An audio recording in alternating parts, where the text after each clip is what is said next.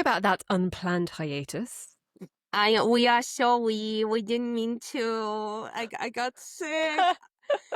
Okay, listen, I was not expecting you to do that voice. I got sick. Okay, no, but on a serious note, Serious note, Kat is doing that voice because I sent her a screenshot of a song that Spotify decided to recommend me for some reason, where the cover art is an illustration of Yeltsin with anime raccoon ears.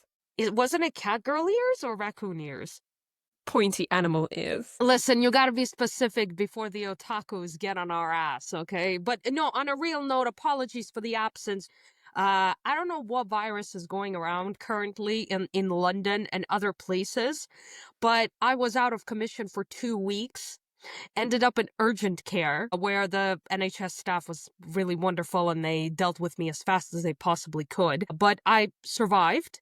We are alive and we can get... We couldn't record last week, but we did have an episode, a lost episode that we recorded the week before with Nick came to join us. So we were a three-hander for a very special week. But that episode will forever be lost to time. Unfortunately, I hope Nick can forgive me, but I don't think with a fever of 39.4, I could really do much other than wail around and pray to higher beings to climb out of this. Well, if you would like to help us afford an editor, in case our editor, Kat, gets sick again in the future, our Patreon and Buy Me a Coffee links are in the show notes. Girl, don't make me unemployed. I have a 50% stake in this podcast just like you do. Dude, what is she already thinking about hiring a different editor? As a bare minimum, our listeners could follow these links so that Canva and everything else pays for itself. How about that? Well, let's get started.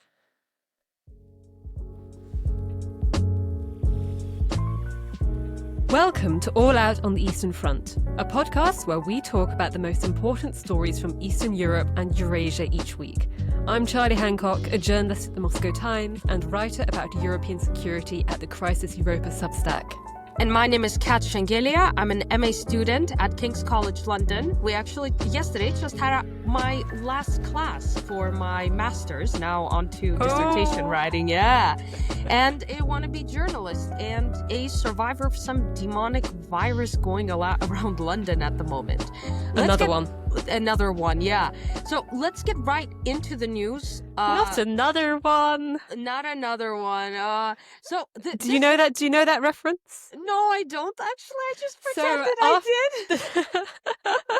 So after the 2017 general election was called in the UK, I think it was Sky News. They were in Bristol and they stopped on the streets this old woman called Brenda.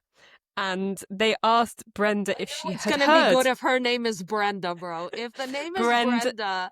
Brenda from Bristol. And they asked her if she knew there was going to be another election, to which she just went, "Not another one. There's just too much politics going on at the moment." That is how my Bristolian accent sounds. I'm so sorry. Time to change that before, Bristolians?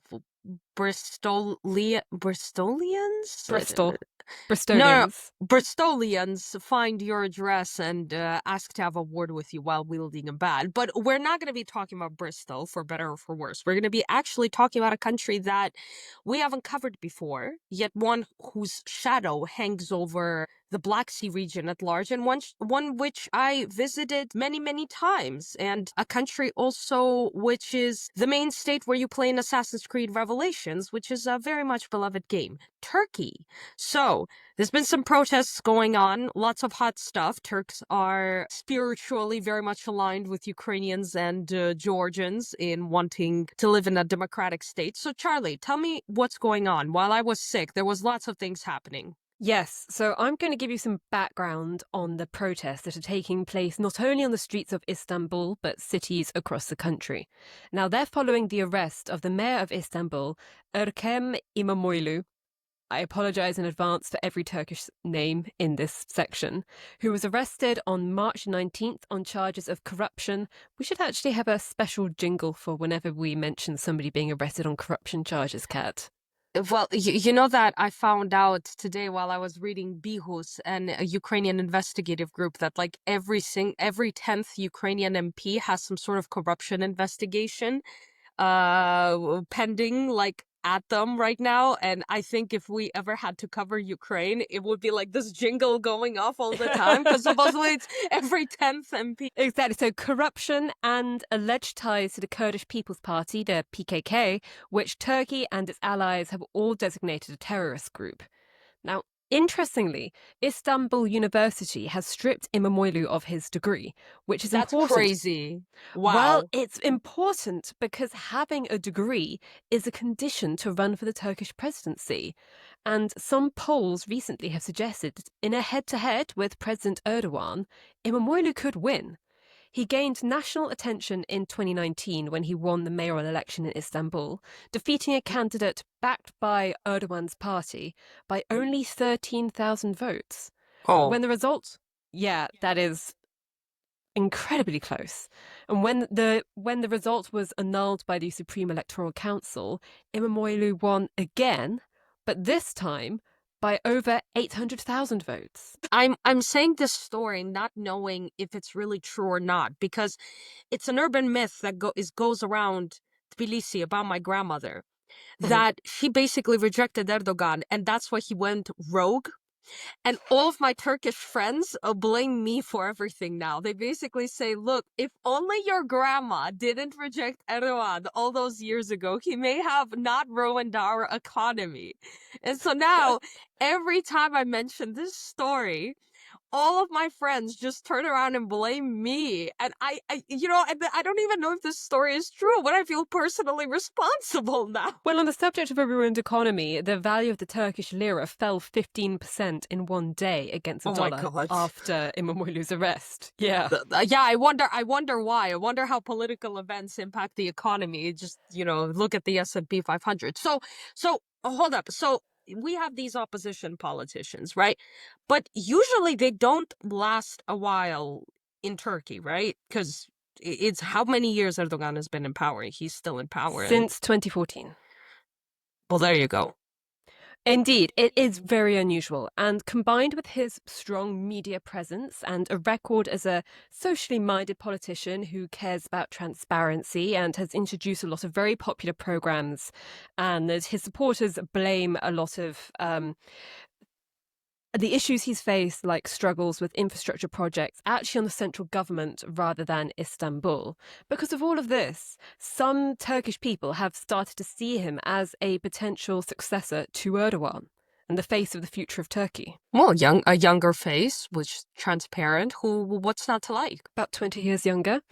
Well, as of Thursday night, there are various numbers. Between 1,600 and 1,900 people have been arrested, along with 11 local journalists.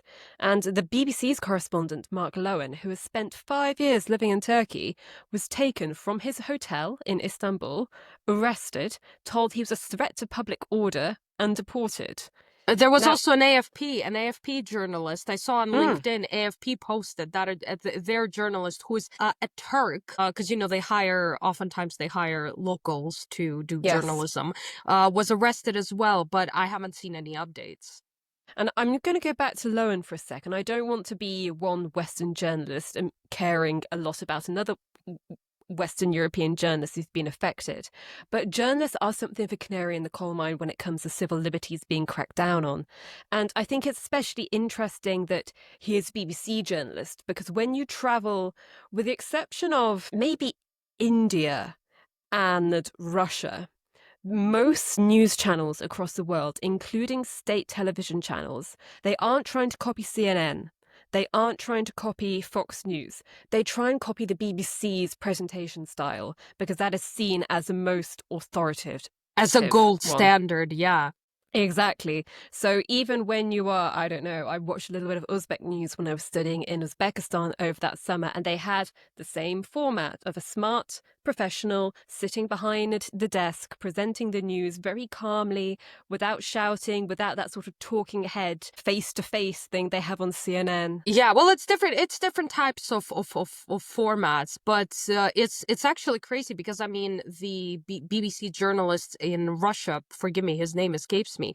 Steve Rosenberg, he hasn't been touched yet, and thank God. But to touch a BBC journalist in Turkey, that's a very brazen move. Exactly. The funny thing is, well, it's not funny, but I found out about Imamoilu's arrest via Twitter. Imagine if you were Imamoilu and you found out that the cops are after you on Twitter. Like, Hey, I woke up, I checked Twitter, and I know it's nearly impossible to find breaking news on Twitter these days, but hey, maybe miracles are possible. But I found out through a tweet by this researcher covering Turkey who described Imamoilu's arrest as unthinkable, which struck me as absolutely laughable because anyone who is surprised by this has not been paying attention to Turkey for at least the past decade. There's this book that I want to recommend to all of our readers. It's How to Lose a Country by the Turkish journalist Ece Temelkuran, where she explores Turkey's democratic backsliding in 7 steps, creating a movement based on emotion and national pride rather than logic, rewriting history, using memes and irony to desensitize the country as you divide citizens between patriots and enemies of the state, and then take a hammer to checks and balances. Yeah, a lot of this is probably sounding quite familiar at the moment. Yeah, it's applicable to loads of backslidings, but she focuses on it through Erdogan. So it will not only teach you about the global nature of autocracy, but about what has happened in Turkey. Erdogan ultimately occupies a geopolitical position that renders him practically untouchable. Turkey is a NATO member state that has managed to walk a tightrope between Russia and Ukraine. It has long been an important partner and staging ground for security initiatives across the Middle East. And whilst there have been some statements of concern from the international community, Turkey has dismissed them all as prejudiced. The story is still developing, but none of this should come as any surprise. Following the 2016 attempted coup by a faction in the military, remember that? oh yeah, I remember waking up and seeing the BBC notification and just going, what is going on? Yeah, simpler times. Yeah, I remember sitting down with my parents to watch it on telly. Well, following that, Turkey held a constitutional referendum that would change that, well, it passed. It changed Turkey from a parliamentary system to a presidential one, abolishing the office of prime minister and giving the president, Erdogan, power to, among various things, appoint judges and other bureaucrats, and even dissolve parliament and call elections. What it also did, and this is potentially key, was reset Erdogan's term limits so he could run for 2 more 5-year terms, one in 2018 and another in 2023. So the next election is in 2028. I mean, he can't run in 2028, right? But probably will. In principle, he can't, but we have a few years until then, and Erdogan has made repeated statements saying essentially that he'll stay in office for as long as people want him there. And there's a possibility that he will call a snap election before then, which he now has the power to do, which would then allow him to serve another 5-year term. What a mess of just gerontocracies upon gerontocracies, bro. We can't escape that. That's mad. He's 71, I think. My dad's age. Yeah, crazy. But so that's Turkey, but we want to fly north to the Baltic region where it's a little bit colder and the food is a little bit different because you have another story coming out of Estonia. What's happening there? Well, I'll start by saying about Estonian food, it's still pretty good. I miss, sometimes I often dream about Estonian blueberries. This is so specific. This is just so wonderful. They're wonderful. And a few weeks ago, I was hanging out with a friend who introduced me to one of her friends who is half Estonian, and I mentioned the blueberries to her, and she just went, "Oh yes, the blueberries. Nothing else tastes as good."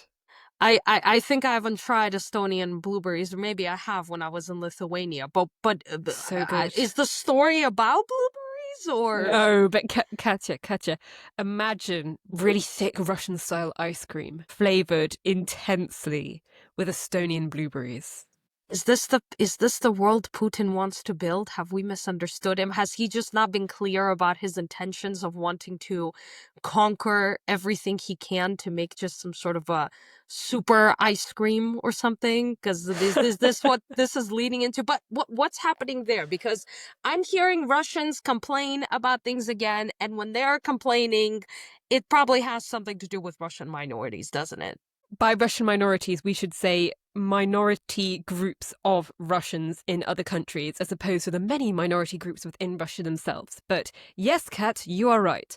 Estonian lawmakers have passed a bill that would bar all non-EU citizens from voting in the country's municipal elections. Before this bill, anyone who had long-term or permanent residence permits for the country could take part, but not in national elections, just local ones.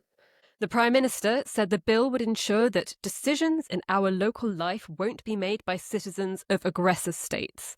A very explicit reference to the country's 80,000 residents who are Russian nationals, which 80,000, it's a lot of people, but it's not an enormous number until you realise that it is 6% of the country's population. There are only 1.3 million people in Estonia. It's actually crazy because this conversation about, Russians living in the Baltic states has been going on for many years now. And this was also a huge story when Latvia decided to basically force people who are not Latvian citizens, but those with residencies, to do language tests. And of course, the Russian propaganda machine was going crazy about it. But the funniest part is then you turn around and you look at Russia, where now if you're a child of migrants, you actually cannot go to a school in Russia. Like, you are not owed education in Russia, which would allow you to learn languages to integrate if you don't already speak Russian. All those American conservatives who've gone over.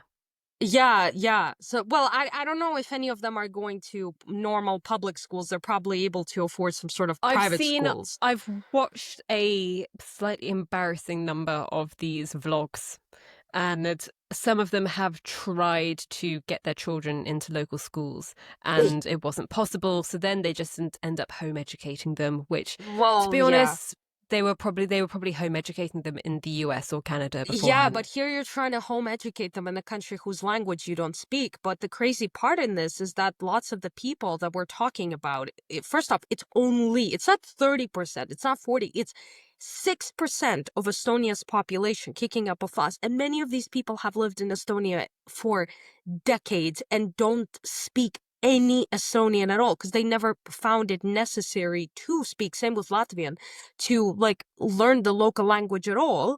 And they're saying Estonia is being racist and it's excluding us. But then they're very, very happy about Russia not educating these, the insult that they use toward Georgia and the Caucasians and Central Asians. They're very happy about these policies being implemented in Russia. Kat, actually, when it comes to the, I'm going to get into the nitty gritty of the bureaucracy around this, but with Estonia's stateless population, the majority of whom are Russian speakers, according to recent numbers, do want to get their Estonian citizenship. And the number of these stateless individuals has been going down recently. But I think I need to explain why I'm talking about stateless people. So it isn't just foreign nationals, be they Russian or whatever, who are affected by this. There are 60,000 people in Estonia who have no nationality, and that's a legacy of the Soviet Union.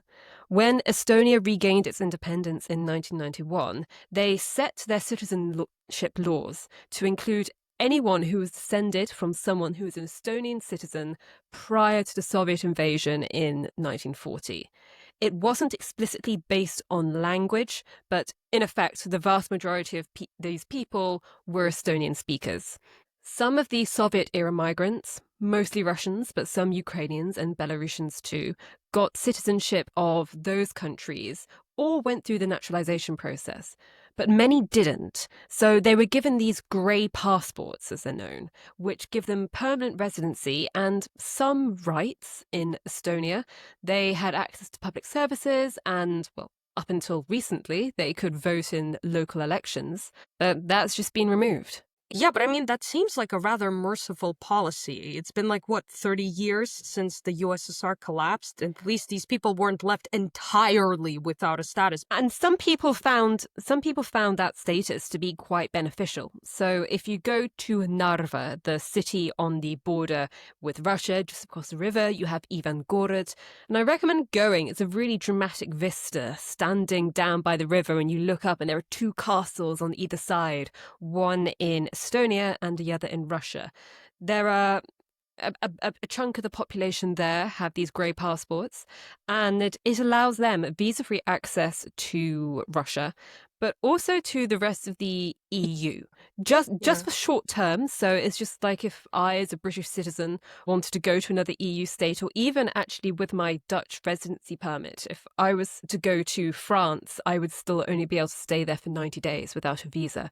Yeah, but I mean it's rather merciful compared with just kind of leaving you with no papers. That's why I always like find it a bit weird because there was also something I read, but this was like 2 years ago that I read about how a lot of the people who are holders of these great passports, they can also, I think, receive pension in Russia, and that was one of the reasons that they wanted to keep this status because it basically offered them some sort of legal rights on both sides of the border, which is, I Hmm. guess, beneficial if you never plan to leave Estonia. But again, I'm just surprised if you've lived in Estonia for like 30 years and you've not integrated in any capacity. But speaking of integration, how good does your Estonian have to be to get Estonian citizenship? B1.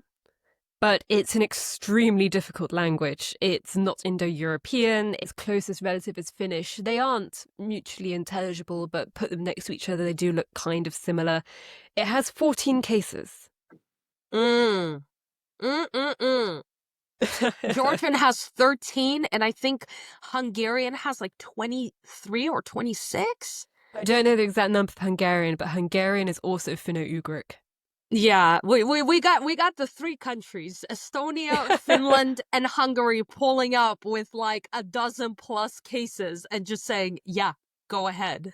Well, I think Finno-Ugric languages are extremely beautiful. So they're musical. I think Estonians like to call their language the language of the elves because it's just gorgeous. I could go on a whole tangent about wonderful Estonian words at the moment. I studied there for a bit after graduating, after my undergrad, and I had a fantastic time. But anyway, Estonia got a relatively early start when it came to de-Russification compared to other Soviet states. They're a very small nation, and the Estonian parliament has called the mass deportation of Estonians and settlement of Russians into the Estonian Soviet Socialist Republic a genocide and ethnic cleansing.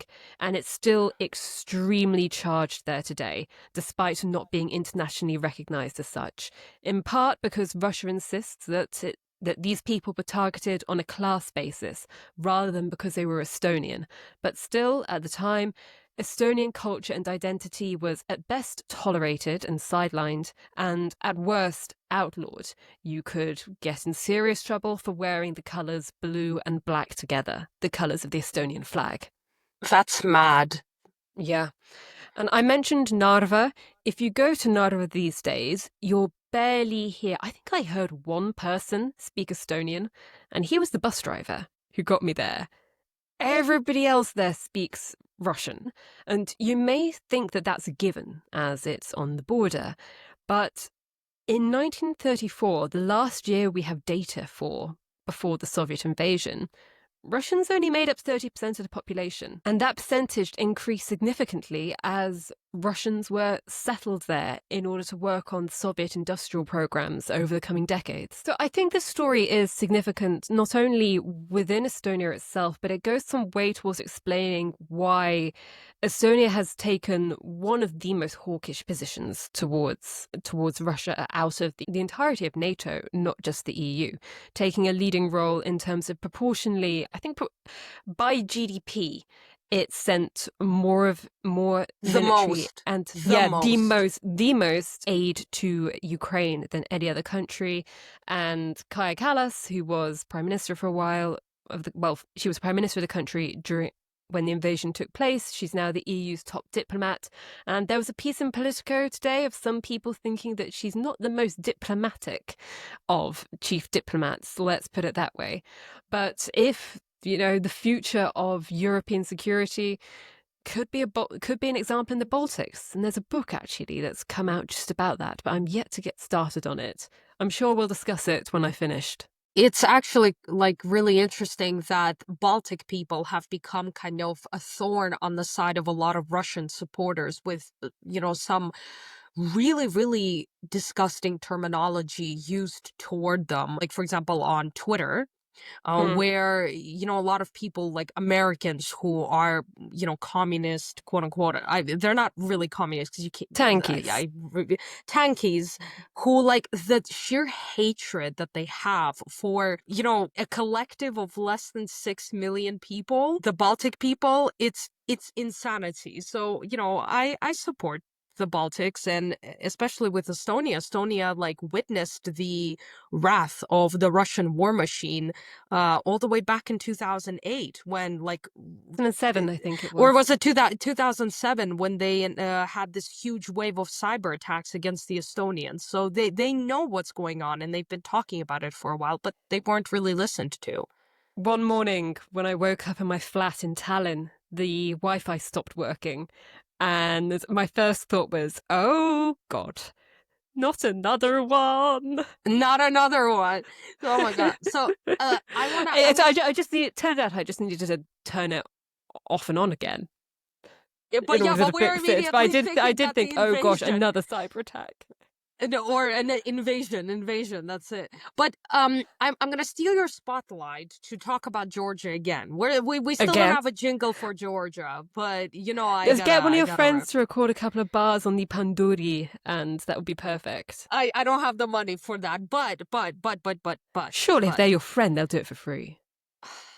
but that means I have to either feed them or provide some sort of other service. And at this time, I'm broke food and money wise, bro. But about Georgia. So we have to talk about what's been happening between Georgia and the United States. Now, the United States Senate Foreign Relations Committee approved a bipartisan bill called the Megabody Act. It's an acronym for mobilizing and enhancing Georgia's options for building accountability, resilience, and independence.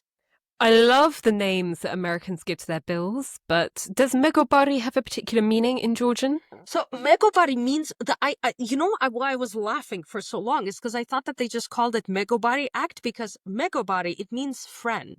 So Megobrebi, friends, Oh. Megobari is friend. So I can imagine This is on the that same level as the CHIPS Act, then, when it comes to naming bills. I don't know if I would compare one or the other, right? Because, I mean, chips is like an English word and megabody is Jordan. But the funniest thing is, I'm wondering what came first, this acronym or Joe Wilson, the kind of the main Republican The head of the representative who's Helsinki been Commission. the head of the Helsinki Commission. Was he just given the name and then he and everyone else had to like sit down and really think about how Just to like with the like CHIPS Act. That's why I love it so much. like imagine you're given this fucking foreign Georgian word and you're sitting there with the dictionary and you give a poor congressional intern the job of like, how do we decode this? Because we can't just have a foreign word. But so this Megabody Act, it's a legislation that would basically impose additional sanctions on Georgia's ruling Georgian Dream Party. We talked about them, won't get back into it. Demons, ambassadors of Satan on Georgian politics, and in turn reaffirm support for Georgian civil society and, promote bilateral cooperation, and also provisions to liberalize visa policies for Georgian citizens, of course, contingent upon improvements in the country's democratic practices. How interested is, Georgia cooperating? I'm talking Georgia is an official, like under the Georgia Dream Party. How interested is Georgia right now in having closer ties to the US? I don't know, because there's been a couple cases of Georgian politicians kind of trying to kiss Trump's ass, after which Zorabishvili was at the inauguration, wasn't she? yeah, so Zurabishvili was invited to the inauguration of Donald Trump, but representatives of the Georgian government weren't.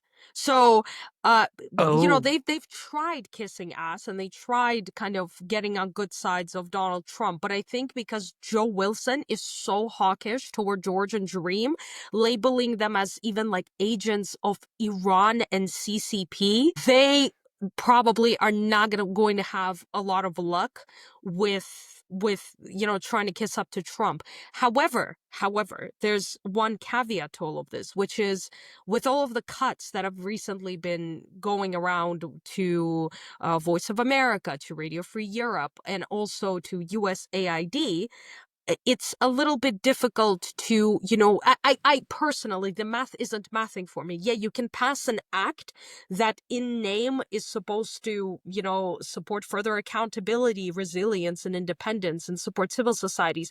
But then if you cut the money that is needed for Georgian civil society to function, I don't know how exactly like these two things work together.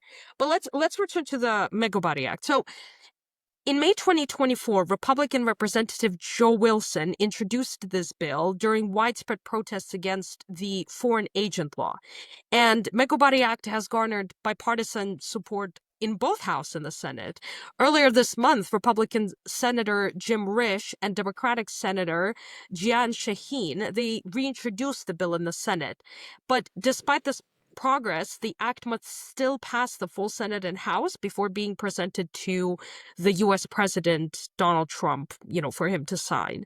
Of course, Georgian Dream, they've criticized this bill. The Tbilisi mayor, Georgian Dream General Secretary Kakha Kaladze, spit on his name, labeled Megabody Act as unfriendly and claimed it does not align with interests of the Georgian people. What does he know about? Sorry, I have to, every time I see these people, I have to spit on the side. Similarly, the Georgian Dream MP Nino Tsilosiani, she described the act as more hostile than friendly.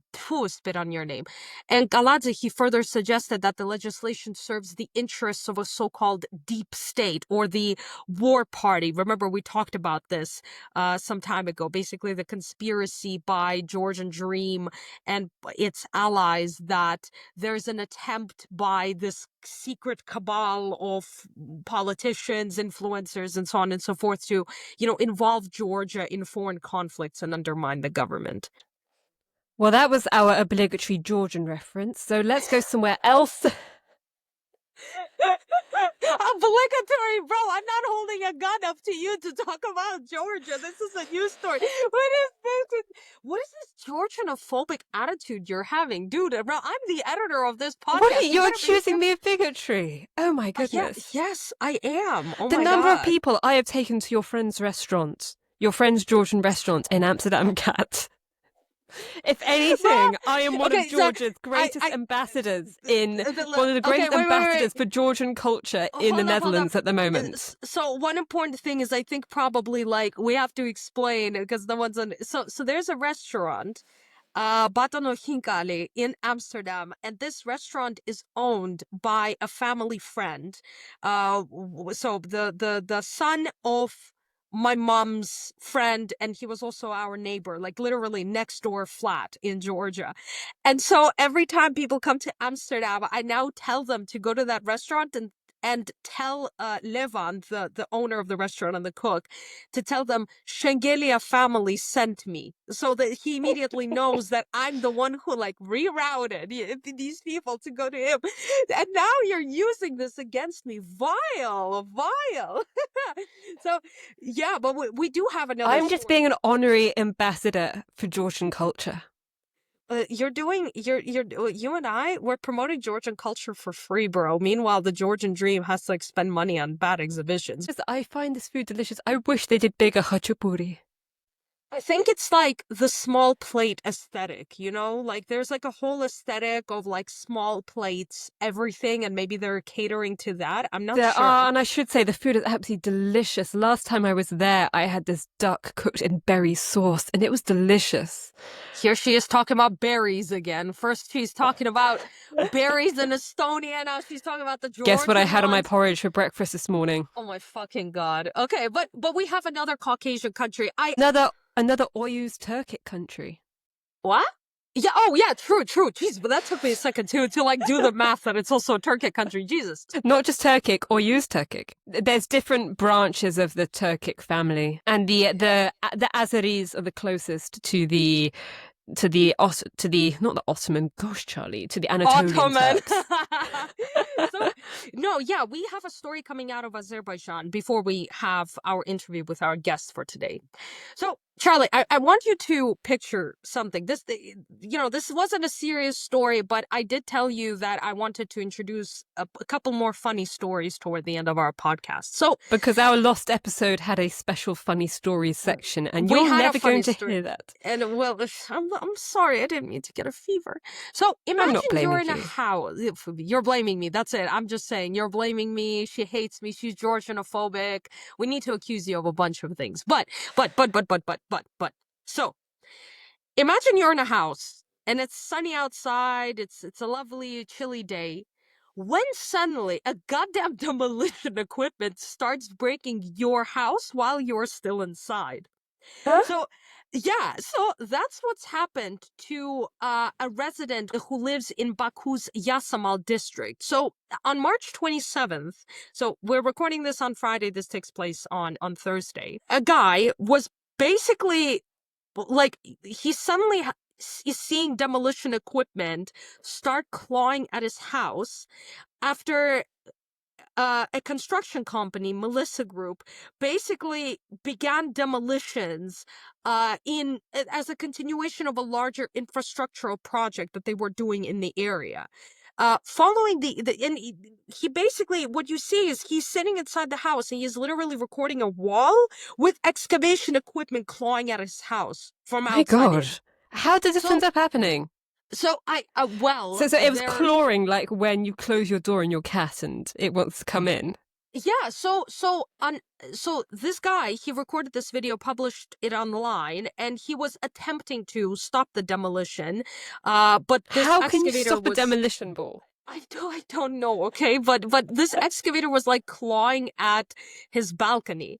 And so following the incident, the foreman, the excavator driver, and the head of the construction company, they were detained.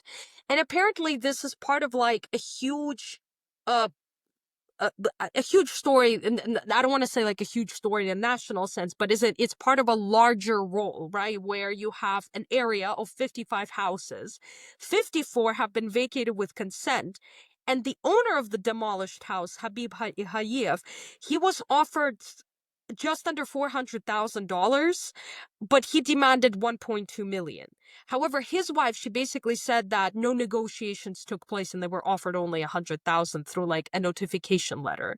And so now the Baku's like Department of Architecture and Urban Development, they basically said that this demolition lacked the necessary permits and violated current You think? legislation. Yeah. And what's interesting is this incident highlights like ongoing issues with unauthorized demolitions in Azerbaijan and in general, like the Caucasus countries when it comes to like the construction industry. It's so dark and corrupt and is just all over the Aren't there a lot of place. deaths around builders in Georgia? I remember hearing. Yeah. So like in February, the European Court of Human Rights fined Azerbaijani government $1.8 million for illegally demolishing properties in central Baku in 2010 to create a new park. So whether this could potentially be a life-changing story or not, we don't know. Probably not, because a lot of Probably these not. big That's construction. if you're a petro state, $1.8 million is nothing. Here's to us living, thankfully, in Amsterdam and London, respectively, with because there's a construction going just across the street from where I live, and There's some thankfully, construction not far from my house. but thankfully, I don't expect to wake up with something clawing at my balcony, stealing Margot or something of this sort. But thought it was Whereas I just have to worry about the dikes breaking. The dikes are the levees that are used to keep the water out. But actually, there was a case recently in Amsterdam where some people had to be evacuated from their homes in the middle of the night because whilst there was some construction work, I think they were trying to mend the road or something. The old city is built on top of these ancient poles stuck into the mud, and one of them was hit, and there was a risk. Yeah, there was a risk that this entire block would collapse and sink into the mud. Well, it's same in London. It's the Thames Barrier, and it's not far from here. And there's like concerns that with global warming and with rising water levels, will this barrier even do the job of keeping the water out of the city? Which I don't know if my flat would get flooded, but there are houses much closer to the river, so And scary likewise with times. Amsterdam. Amsterdam is, I think, an average of -2, of 2 meters sea level. You know, it's so funny every time I see these like digital maps where they show how water levels will rise if all the ice melts. Tbilisi, like Georgia's capital, is never flooded, and I'm always like, we may have bad infrastructure, but we are not gonna get flooded because we are in the mountains, bro. Our ancestors planned ahead, bro. They settled in the mountains because they knew the world would be flooded. They knew Noah's Ark 2.0 could be happening, so just in case they settled in that. Okay, They saw Ararat and thought, okay, maybe that's a good idea. maybe that's a good idea.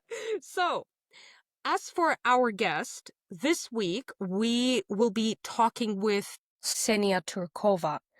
Ksenia is, on top of being a family friend, is a seasoned broadcast journalist and linguist with like 2 decades of experience in television and radio. Right now, she is involved in a lawsuit, which, we won't get into too deeply in order to not jeopardize the case, as she is a journalist with Voice of America, which has faced attacks by the Trump administration, as well as his lackey Elon Musk. On top of that, she also holds a PhD in philology, specializing in language and literature, and she's also active on social media platforms, including having a YouTube channel. This week, she and I decided to talk about what is happening with Voice of America and, to a lesser extent, its cousin, Radio Free Europe, and the larger fight to continue giving life to U.S. government-sponsored media, which she sees as pivotal in U.S. soft power.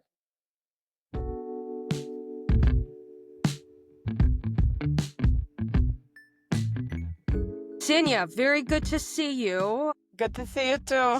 You're less of a guest and more of a friend, so I will treat you as such. First, can you tell the audience a little bit about who you are? My name is Ksenia Turkova. I'm a journalist for Voice of America, and I hope maybe in the future for Voice of America as well, although the future is, the situation is quite shaky now. I have a lot of background as a journalist. So I worked in Russia, I worked in Ukraine as a TV and radio host, and just like multimedia journalist, and I'm also a Russian language teacher. That's my other job, other profession, and I teach Russian language at the Russian Weekend School in Washington, D.C. So let's get right into the meat of what's been going on, because you work for Voice of America. You worked for many, many years. There's all of this going on. It's absolutely chaotic. So you do have experience previously with kind of the repressions of media that my father also faced. You both are spiritual colleagues in the sense of, Yes. going through the repressions of media in Russia and, now with everything going on in the US. Can you tell a little bit about what happened in Russia? Because this is something that a lot of people are less familiar with because it happened so many years ago. Yes, it was so many years ago. It's a little bit even scary. I was a baby. And I remember, when we still lived in Russia looking at the TV. We had a TV in the kitchen, one of those big, like brick-sized TVs. And I was looking at the takeover of NTV. Now, I wasn't understanding what's going on, but, now looking back, I'm like, holy shit, I witnessed this huge thing. And I didn't even witnessed know. it from inside, so I was You there. witnessed it. Yeah, so tell me about it. I was a journalist, a very young journalist, 21 years old. I just started my career, and I got the job on NTV through internship. There was an internship organized by Evgeny Kiselev, the head of NTV at that time, and the Moscow University.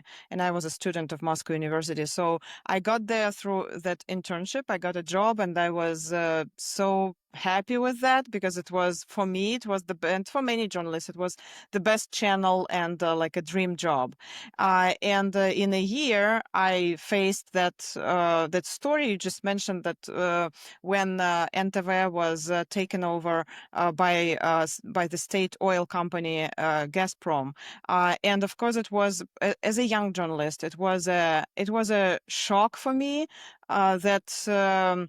That politicians can attack media that way, and also I think I was like deeply wounded by that because I was very young. I just started my career, and my career was interrupted by that. So the channel was taken over. I don't want to tell all the story because it will take another like 10 podcasts to tell all the story.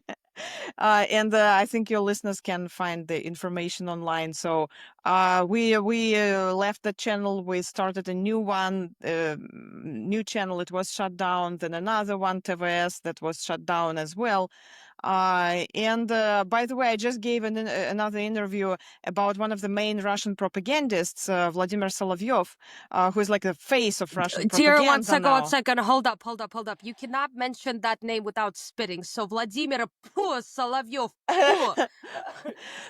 And why I mentioned him, because at that time when I worked for TVS, he worked there as well. He was one of the hosts, and it was his show when the broadcasting was shut down, interrupted, and he said goodbye to the audience, and he was absolutely like a different person. I heard similar stories about Margarita Simonyan from my father, that she used to be completely different back in 2008, like much more normal, you could say. Solovyov was even more different. That's crazy. Yeah, absolutely. And so I see the transformations of some of my former colleagues. Unfortunately, sometimes it's very sad to see. And then I worked for Echo Moskvy, radio station Echo Moskvy, where you worked with my dad. Yes, exactly. And then I worked for a number of other radio stations like CDFM and Kommersant FM in Russia. And then I moved to Ukraine, where I worked with your father as well again. And we created a new radio station together. And then I worked for the Ukrainian project called Hromadske. And after that, I moved to the US. And since then, I've been working for Voice of America. So it's been 8 years already. It's my longest consistent employer, you know. Right. So it will be and it's actually scary to recognize the same things that I faced in Russia when that attack on media just started. And in Russia, it was slower than here, surprisingly. It didn't happen overnight. They didn't shut down the channel just overnight. I mean, they did, but there was a story before that. But here, what happened to Voice of America, it was very, very quick, very unexpected, and I have some hope now because. I hope that the United States are different from Russia. Well, we will speak about what's happening right now in just a minute. And just as a note, I know you told me that you are subject to an ongoing trial. So obviously, we're not going to ask you, anything specific that could potentially ruin your case. But it's so funny to think about how, what you went through, that NTV was just the beginning, and that this swoop of Gazprom coming in everywhere it possibly can. If there's one thing I figured out, is that basically every single independent news station would have Gazprom come in and basically be told, right, you either let us buy it and have a controlling stake in this news organization, or we will shut you down. And that seems to be what happened with NTV, with Echo Moscow, and with so many other channels, right? Basically, if you dig any media, you will find Putin, or you will find like Putin's friend or Putin's banker, like Yuri Kovalchuk, and other people from Putin's inner circle. Or we have state channels who are that are officially controlled by Russian state. So any media is basically, we came to the point where all media are controlled by one person, one person by state. So this or that way, and it's very sad to see that what happened. It will be very hard to restore the independent media in Russia after what happened. Take me to the day you found out that the US government will be firing employees and trying to shut down Voice of America. Now, I'm going to be focusing on Voice of America, although you and I, we have friends both in Voice of America, obviously they're your colleagues, and also Radio Free Europe, or Radio Liberty as it's otherwise known in Georgia, for example. So take me to the day that happened. Did you guys know that this was a possibility? Because Elon Musk was playing around with the idea of shutting it down on Twitter. We had understanding, I would say, that something bad might happen, and we discussed different scenarios, how it might be, but of course we didn't have any idea that it would happen that way. Like all journalists. I'm talking, yes, I'm talking people. about Voice of America. So we have federal employees and we have contractors, PSC contractors, personal contractors, of which I am. I'm a contractor. And so all of us, both federal employees and contractors, received those emails. It was Saturday morning. So we just woke up and we found out. It was Saturday morning because Trump signed the executive order at night, like from Friday to Saturday. Yeah, and then everyone woke up to the surprise of being laid off or terminated. So it was like in the air that something might happen, but we didn't know exactly. And also there was a week ago, we had a situation with our Ukrainian colleague, Ostap Yarosh, who was fired in the middle of the day. He was preparing to go on air. And they just called him and said, like, you need to stop what you're doing now, and you just terminated. So that was a very disturbing situation. So he was on a probationary period for actually 2 years, which is quite a long time, but still. After that, we were kind of prepared for different scenarios, but we were not prepared to what happened. And so we got those emails on Saturday morning about administrative leave, and on Sunday evening around 6 or 7 p.m. We got emails, only contractors got emails that we were terminated.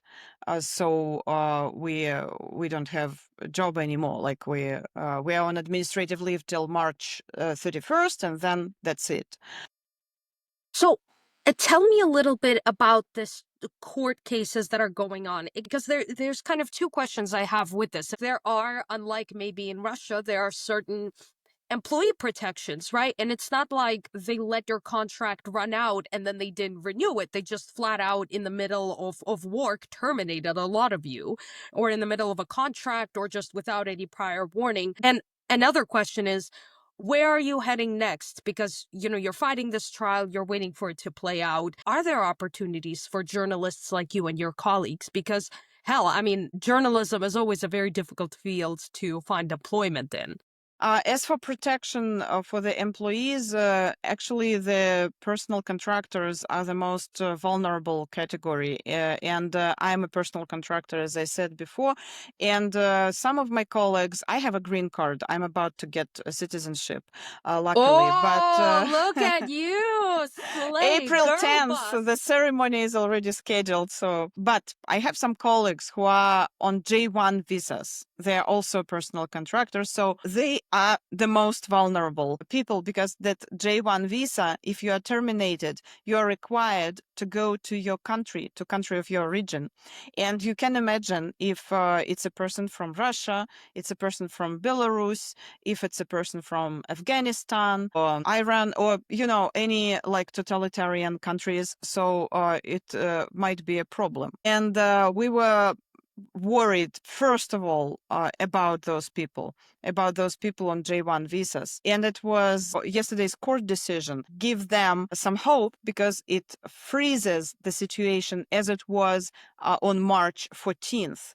It means we are not terminated anymore, and it's for indefinite time until the other court decision will appear. So that's great, and I'm very happy, first of all, for my colleagues who were in that dangerous situation. And as for looking for a job, we are all looking for a job, of course, and trying to combine it with with our attempts to fight for the future of Voice of America, and trying to keep it, because Voice of America is actually a very unique organization, because it has a lot of people who speak different languages, and I love languages. I speak several languages, and it's just one of my hobbies. So this is the unique thing about this organization, that a lot of people are different specialists, like videographers and journalists and technicians and stuff like that. They are all multilingual, and of course we want to keep it, to preserve it. That's our goal. But at the same time, of course, people have families, and now it's not very easy. First of all, because some people have those visas, and visas have certain restrictions. Some of us are not citizens, and it's not easy to find some jobs when you are not a citizen. And also we have hiring freeze now in certain organizations in Washington D.C. So it's not a very easy time to find a job. But people are trying. I want to ask about your understanding and how does it differ of Voice of America from a lot of other people? Because I feel like for people like me, for people like you, and in general, for people who don't come from the United States, we understand the importance of Voice of America. However, a lot of Voice of America and Radio Free Europe, obviously, again, you're VOA, so we're focusing on VOA, but I'm treating VOA and Radio Free Europe as like one thing because the missions are so similar. Voice of America covers what happens in the United States for the audience abroad, and at the same time we are telling stories about our region. So like the Georgian service of Voice of America is covering Georgia, and the Russian service of Voice of America is covering Russia, and so on. But I always thought Voice of America focused more on the US. I mean, they had fantastic election coverage. There's a lot of people who have this derangement syndrome of thinking that Voice of America is this liberal organization or something like that. Do you think that there's perhaps a lack of understanding by a lot of Americans who think that VOA and Radio Free Europe are a waste of money? I'll bring up one of the arguments because, for example, so much money goes into Voice of America, but it's not like Russians are out there overthrowing Putin, right? So it seems like the money is a waste. It's a very good point, and I would say it's not only a lack of information. There is no information at all, I think, no knowledge at all about Voice of America, because we, according to the law, we cannot broadcast for the inside audience. For Americans, we are broadcasting abroad. That's our mission. We are broadcasting for our region, particular region. In my case, it's Russia, and it's very difficult to broadcast to Russia because everything is blocked there, is being blocked, like websites and social media resources and so on. So there is a technical issue. And some of my friends ask me, friends from Europe, they would ask me, why don't people go on the streets and in Washington D.C. and like to fight for Voice of America. Why they all like are silent? Because what's the deal? Do they agree with what is going on? But the thing is that people don't know what Voice of America is. Some of them just found out about the existence of Voice of America. It's something that, in my opinion, should be corrected in the future, because it's important that people know about that soft power the United States have, and Voice of America is one of the examples of soft power. Also about the topics we cover, I think it's very important to cover not only, and it's in our mission, right? Not only talking about America, but it's very important to talk about our region, because there is a lack of information in the certain countries. And we need to talk about the repressions in Russia and people being arrested and so on. When we cover the local Russian stories and Russian agenda, we're covering it with the American angle. So we are showing what the United States are doing about that, and what is the reaction of the Congress and the different politicians. So we are showing the story from the American point of view, like American angle, not the certain political point of view, but the American angle As the in country in its general, as a entirety. country, and that makes us unique, and that makes our mission, I think, very important.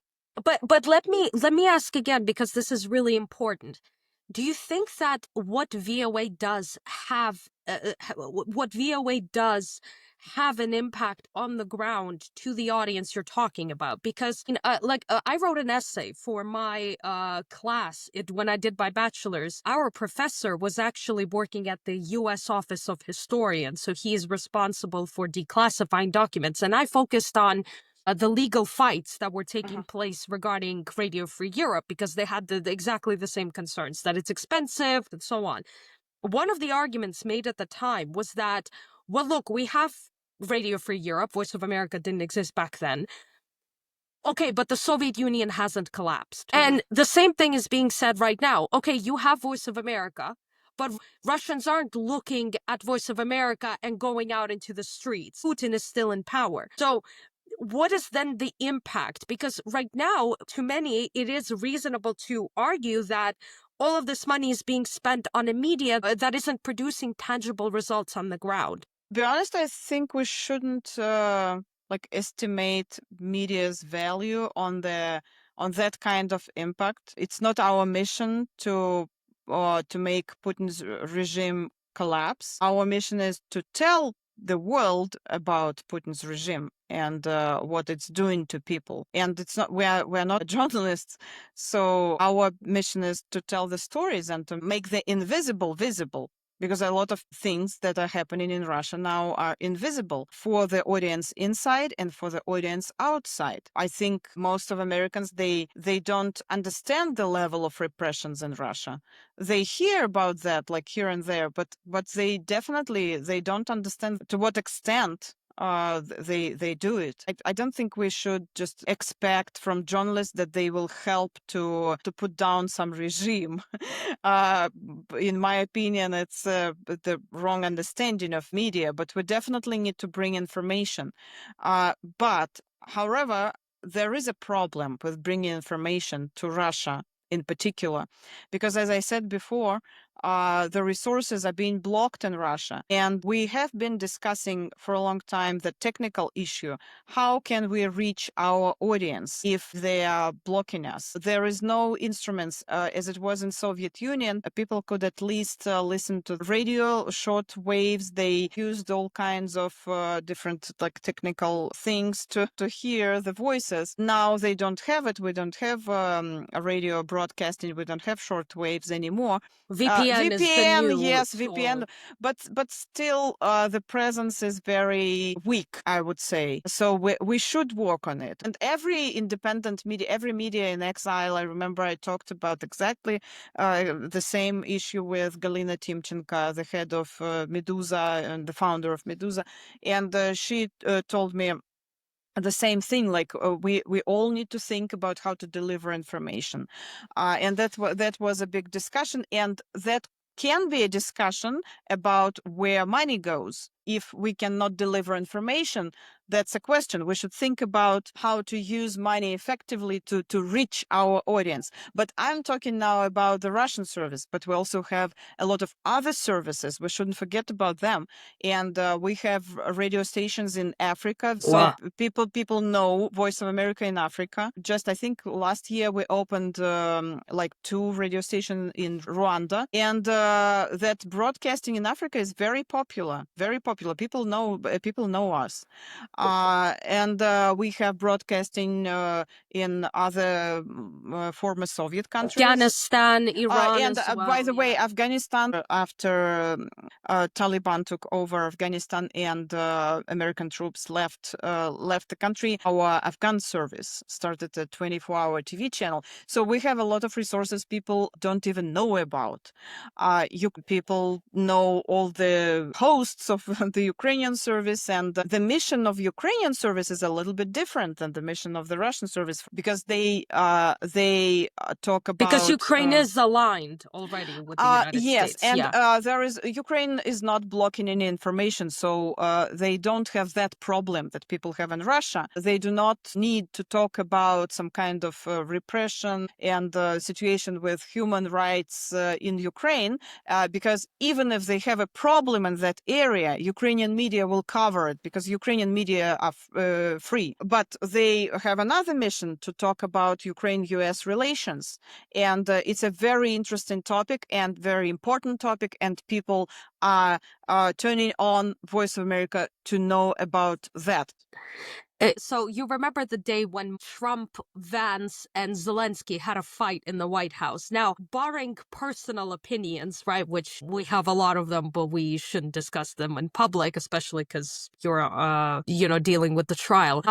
I was sitting in a cafe. I had one headphone on me and another on my boyfriend, and you should have seen our faces. Our jaws were on the floor. We were shocked.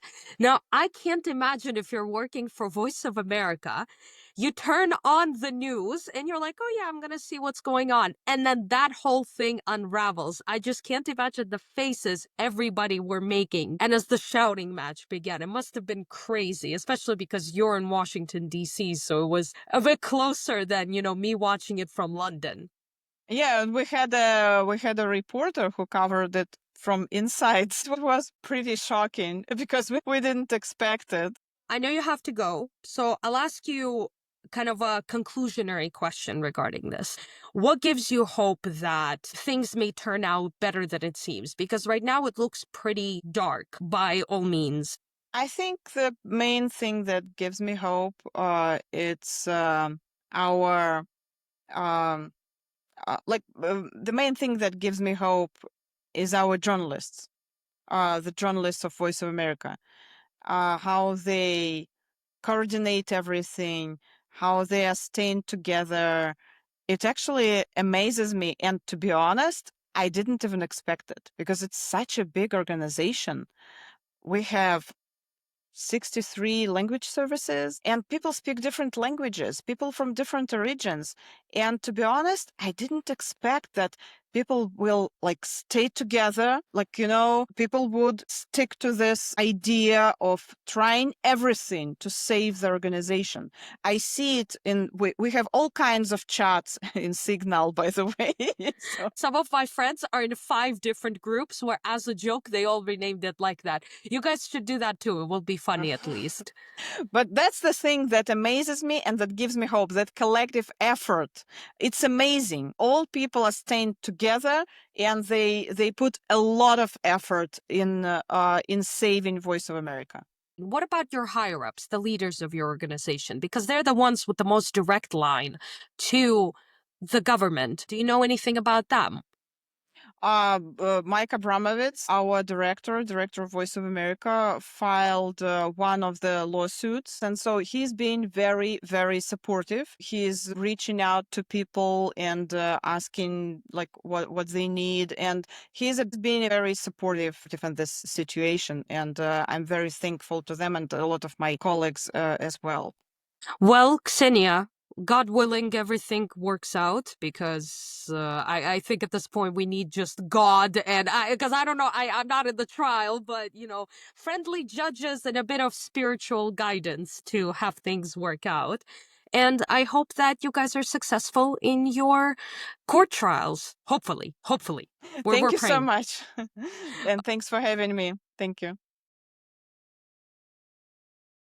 Thanks, Kat. I want to encourage people to go and read the op-ed Ksenia wrote for the Moscow Times last week. Not just because, hey, it's good for me as the op-ed editor to get more clicks on my section, but Like but farming. because She's like farming. Ksenia makes some genuinely interesting parallels between the pressure that she experienced working in Russian media in the early 2000s and some of the same patterns of thought that she and other journalists are recognizing in America today. So I do recommend that people go and read that. You know how small the world is that when I first started chatting with Ryan Macbeth, who is now a good friend, right?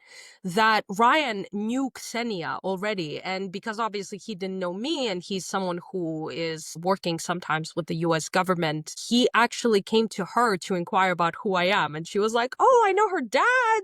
I know her. Like, we're tight. And so Ksenia, like, the world is so small that this random American who works in security and me became friends because Ksenia was able to vouch for me. I think it's The journalism and security worlds are incredibly small. We and should then hold hands and dance. And then when it comes to Russia, everything is even smaller. Well, that was one of the very fun things at Munich, actually, how many of us had heard of each other's research, our writings. It was like a big family reunion for people who'd never met. Unfortunately mired by Pete Hegseth and everybody else freaking out. It was a little J.D. bit here and Vance, there. Hegseth Oh, wasn't J.D. there. Vance. Jesus, Hegseth, Vance. Look, they have Signal Gate to worry about. I can't be bothered to remember all of their names at the same time. They look the same to me. Kat somehow isn't a member of any group chats that have been renamed Houthi Small Group PC. I struggle to believe that. Kat used to live in DC. How are you not in any of those groups? I'm in 2 groups that have been renamed that. Listen, I actually, right after our call, I'm gonna go. I have a group that I still have with my friends back from DC who I studied with. And you're going to rename it Houthi Small Group PC. Yeah, but Houthi PC Small Group, because right now it's currently named as Department of Employment Services. Because all of us, at the time when we were graduating, all of us were unemployed, right? Or not in education. So I was like, listen, let's manifest a job and we're going to name it. And then the way things are going, if any of them have managed to find work, they might be in need of employment services again at the moment. Well, on that, thank you so much for joining us on All Out on the Eastern Front. Come back next Sunday at 12 London time, either on Spotify or YouTube. And if you like what we do, the software we use and the food for our cats are not going to pay for themselves. So links to our Patreon and Buy Me a Coffee pages will be provided in the show notes.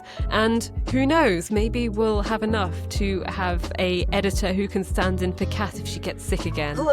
Stop flaming, woman! I will literally. Hey, Kat, I don't blame you. You need to use London public transport. I go around on my bike all the time. Who knows, maybe I'd be sick as often as you if I lived in London. Listen to me. I will literally find the fiber optic cable that provides you with internet and cut that out, okay? No, she is asking for it. I'm gonna 1v1 fight you. I'm pretty sure the Netherlands has more secure internet infrastructure than Armenia. Nothing stops a shovel. Nothing can get in the way of a determined Caucasian woman in a shovel. So you can get in touch with us via Twitter at Hancock2001 or at Eshenhelia. If you can't spell our last names, do not worry.